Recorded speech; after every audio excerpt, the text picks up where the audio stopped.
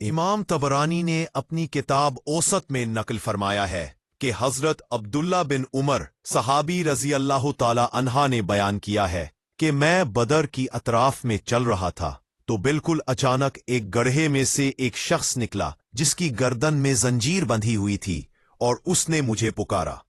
اے عبداللہ مجھے پانی پلا دے۔ پھر اسی گڑھے میں سے ایک دوسرا شخص بھی نکلا جس کے ہاتھ میں کوڑا تھا، اور اس نے مجھ سے کہا کہ اے عبداللہ اس کو پانی مت پلانا، یہ کافر ہے۔ یہ کہا اور ایک کوڑا اس کو مارا تو وہ شخص پھر اسی گڑھے میں چلا گیا۔ حضرت عبداللہ بن عمر رضی اللہ تعالی عنہ کا بیان ہے کہ میں نے مدینہ میں آ کر جب حضور علیہ السلام سے اس واقعہ کا تذکرہ کیا تو ارشاد فرمایا کہ کیا تم نے اس شخص کو دیکھ لیا تھا؟ میں نے عرض کیا کہ جی ہاں، تو فرمایا کہ یہ شخص خدا کا دشمن